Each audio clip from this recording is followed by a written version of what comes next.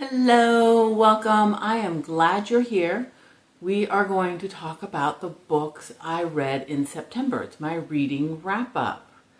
I had a crazy September. It was a good reading month. But let's get into it. Put that away. Now, normally I sort of practice a little bit of what I'm going to say. I did make some notes. I'm just going to go off of the notes. I haven't practiced at all. But I do have 2 full pages of notes. So I read 25 books. That sounds way better than it actually is. I had 2 DNFs.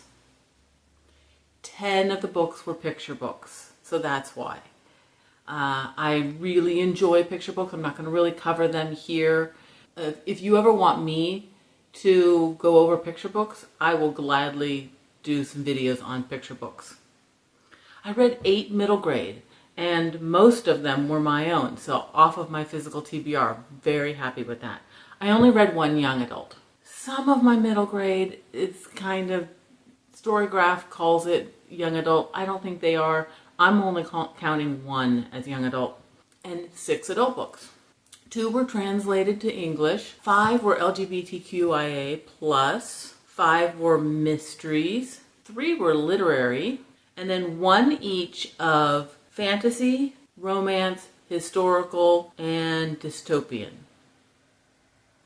Okay. I'm going to do a timestamp for when I cover young adults. It'll be probably here. And when I cover adult, but I'm going to start with middle grade. I read 8 middle grade. I started with Liars Society.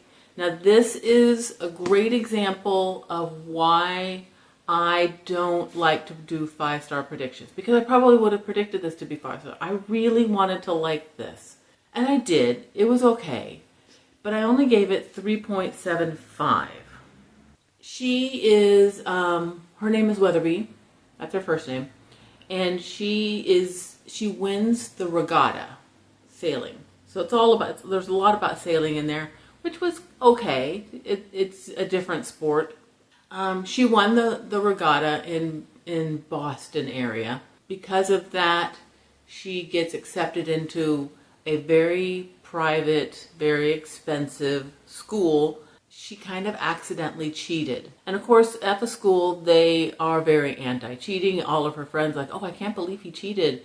Oh, and cheating is the worst. And I don't know. It just didn't feel authentic, and it felt very contrived. Now, she never knew her dad, and her dad went to the school there, and her dad was part of a secret society, and this secret society apparently wants 7th graders and sends the 7th graders on a task.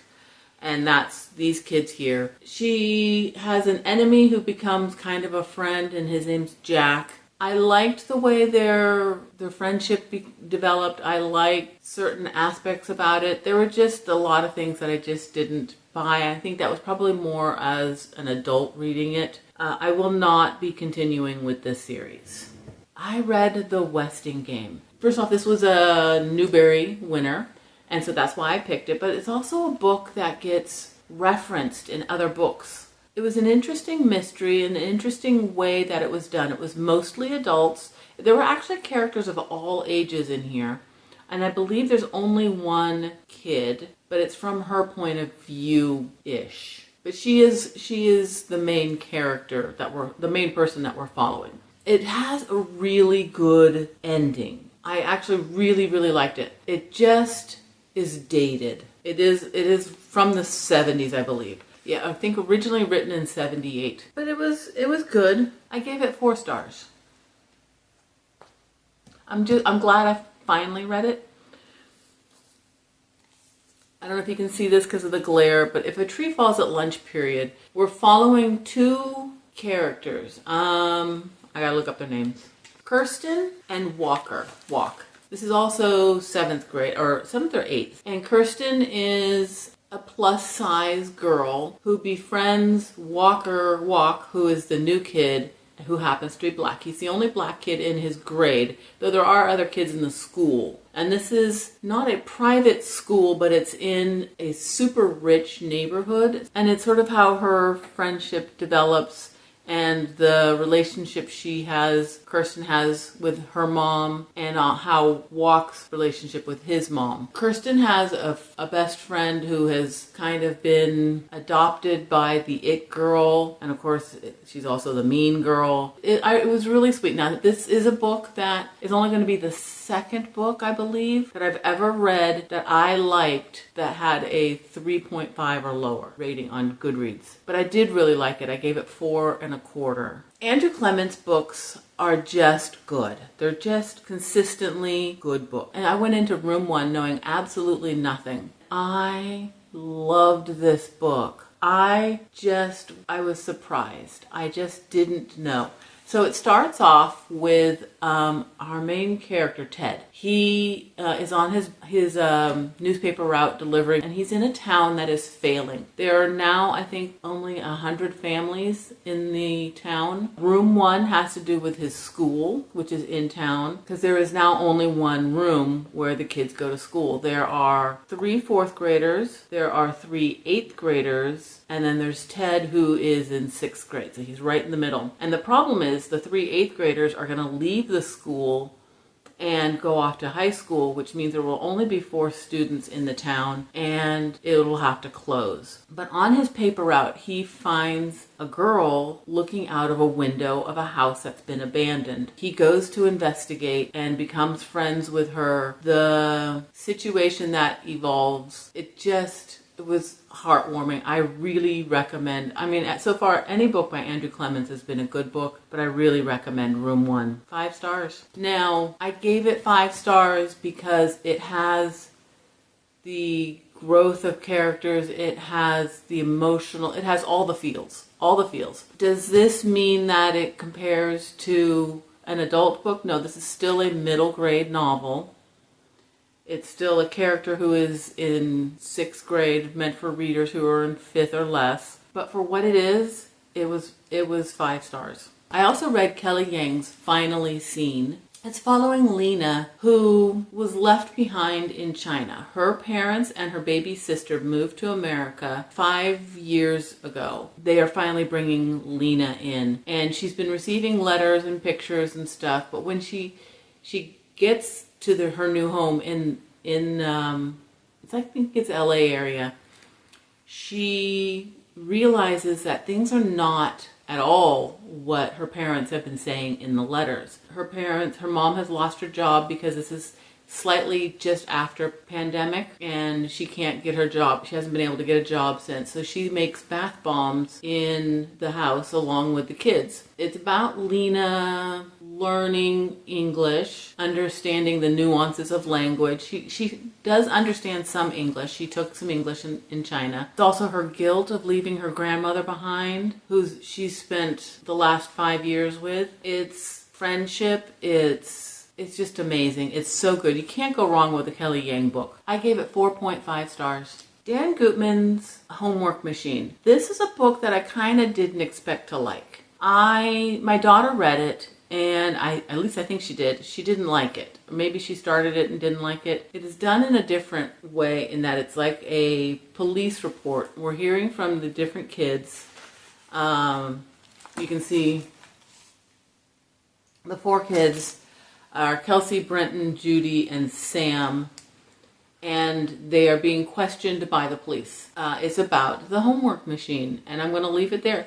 Dan Gutman writes good books, but I guess I went in with low expectations because my kids didn't seem to like it. I gave it 4 stars. I thought it was good. I did listen to it, but it still would be a very quick read. It was fun. This Is Not a Drill is also one of those books. It's newer to me. I really wanted to like it. It just didn't quite do it for me. And it does have fairly low ratings. I think 3.3 to 3.5, something like that on Goodreads.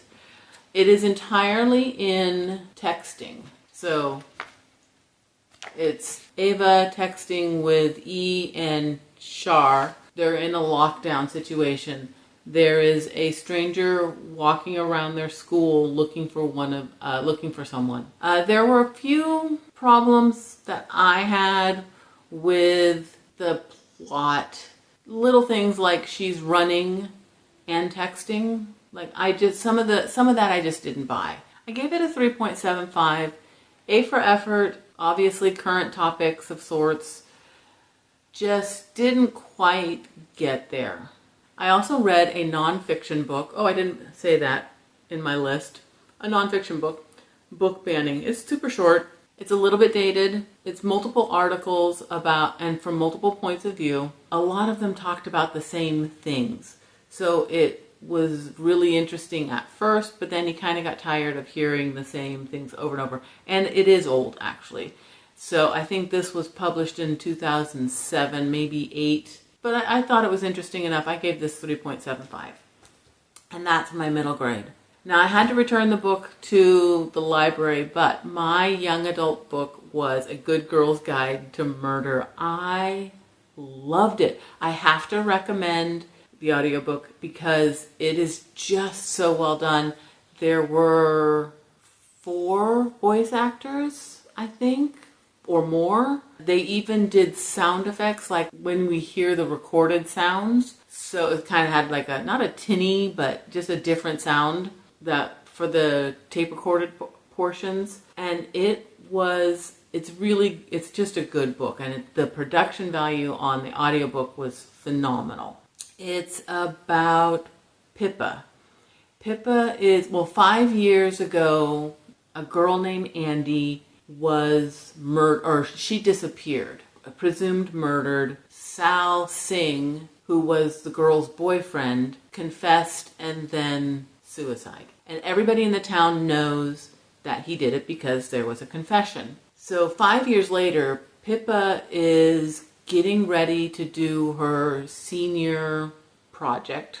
She's decided to prove that Sal didn't do it. So she goes to his younger brother, who's still a little bit older than she is. They work together to solve this mystery, and it was just good. Now, I did get the DVD, and it was okay. There were a lot of differences. I didn't like it compared to the book. Obviously, the book was always better, but there were just some differences in that we ended up not even watching the whole thing. But I am very excited to continue reading. I just wish I could do some of that in October. I'm just going to have to wait. The first book that I read this month, I'll put a better copy up here. Days at the Morisaki Bookshop. What to say about this? I loved the first third maybe. I'm not sure how far. It's not a big book. Takako, she is in an office and she's in a relationship with somebody at the office, and they're out to dinner, and she finds out that her boyfriend is getting married to somebody else and is devastated, and she ends up quitting. She can't stand working around him. This is all early. It's all in the first chapters. She gets invited. She knows her mom had a hand in this, but she gets invited by her uncle to come live in the room that's above the Morisaki Bookshop, which is the bookstore that her grandfather or her great-grandfather started. And so eventually she does move in, and she's still just in a deep depression, and then she slowly comes out of it. And that part, all of that part where she is coming into her own self is just a joy to read. There are a few clunky little things, which I think is just a translation thing, I'm not sure, or just style difference between Japanese and English. I'm not sure.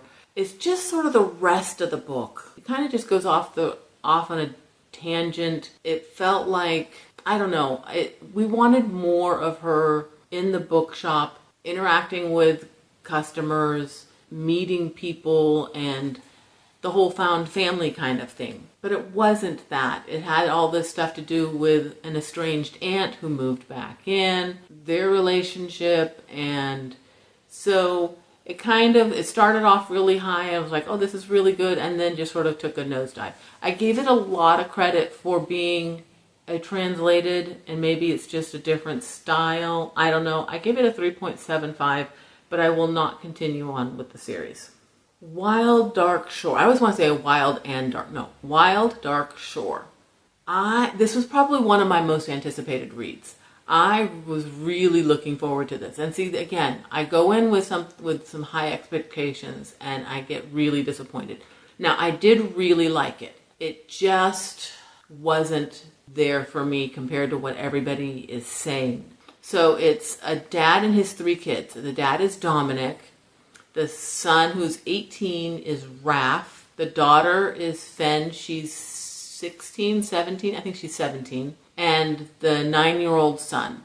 The wife had died years ago, and they live on an island just outside the Antarctic. And on this island is the world's largest seed bank. But because of climate change, the island is being threatened, and it's basically being swallowed up by the sea. All the researchers and all them, they have all left. I need some water. So the researchers have all left. It's just the family, and they're basically wrapping things up before they leave. And they're going to pick out the seeds. They've been told which seeds they need to rescue and package them up, and they're going to be leaving in just a matter of weeks. When a woman washes ashore, and she's Rowan, the family nurses her back to health, and the little boy, Orly, he has just taken a shine to her, and he reads to her and reads to her and reads to her, even when she's unconscious. She's not a kid person, so it's kind of funny. Yummy. So she's not a kid person, but she kind of deals with it. She knows that she's got to bide her time. There's some mysteries going on, and it really hooks you in from the very beginning. Everybody seems to be, they're all suspicious of each other for different reasons. And obviously the family is very suspicious of Rowan, and Rowan is very suspicious of this family. I had issues with, it was this very wave-like thing of like, nobody trusts anybody, and then they start building up and they start trusting each other, and they're like, oh, everybody's happy and everything, all is right with the world. Oh, and then some secret is revealed, and again, to the big distrust. And it just kind of kept going back and forth between trusting and then not trusting, trusting, not trusting. And I just kind of got really annoyed with it. It does have a couple of good plot twists. I thought most of it was obvious. It does have a very good and very appropriate ending. It just wasn't quite there. I gave it a 3.75. I liked it. I definitely liked it. I would recommend it to people. Just didn't quite do it for me. Chain Gang All-Stars. Oh my goodness. Okay, it's been described as Hunger Games for adults. Yeah, I think that works. There are a lot of characters. We start off with Loretta Thurwar. How it's her first match. So basically what happens in the Chain Gang All-Stars, you can be, if you're a prisoner, you can sign up for this program, and CAPE, I forget what it stands for. And you do these battles to the death. And if you win enough of them, then you will be freed. And so we start with, in the very beginning, it's Loretta, and it's her very first time that she wins. And then we're following her, and Hurricane Stax. She's in a relationship with her. There's so many characters. But it's Loretta, it only has to win a few more, and then she's going to be freed. And so we see the politics of the game. We see, we're very much see the battles. There are so many characters. It was hard because with the Chain Gang stars, we had to know their name, their persona name, their weapon's name, because they all had a particular weapon that they used all the time, and the weapon had a name. And I think if I had been reading the book, I probably would have grasped it better. But it was hard for me to do it with audio, that I wasn't keeping track of all 3 things for each person. And then so we're following the prisoners, we're following protesters, we're following the people who are running the games, and it was a lot. It was a lot. So I gave it 4.5. The only reason why it didn't get a 5 for me was because of trying to remember. So the big battle scenes, that all important battle scenes, they would say the weapon's name, and I'm like, wait a minute, whose weapon was that? And it was hard for me to follow. Now, I did do a puzzle, literally 50% of the top. The back of the puzzle has the alphabet, A, B, C, D, E, F. I guess for you it would be this way, A, B, C, D, E, F. I literally did, the top half was me listening to Wild Dark Shore, and the bottom half was listening to Chain Gang All-Stars. So anytime I see that puzzle now, that's what I'm going to be thinking of. But here's the puzzle.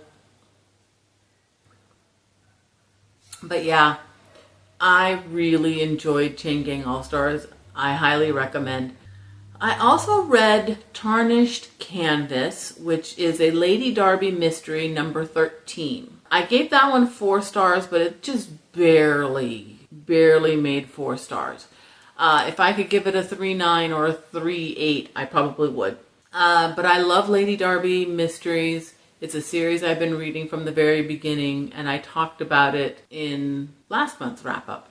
Oh, and then I read Sorcery and Small Magics, and I loved this cover. I meant to read it in August, but I think September was the perfect time to read this. I'm going to explain the magic system first.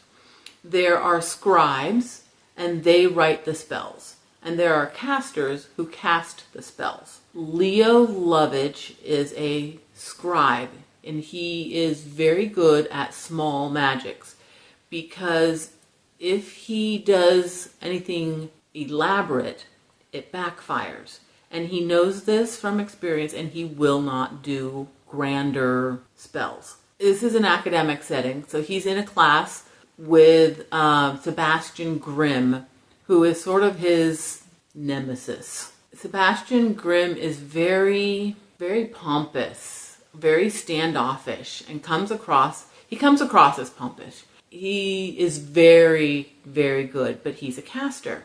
And in class, they get assigned to work together. Accidentally, they ended up getting bonded together, so that if Sebastian Grimm tells Leo to do something, Leo has to do it. He can't not do it. And as time goes on, it gets worse and worse and worse, and they have to break this spell.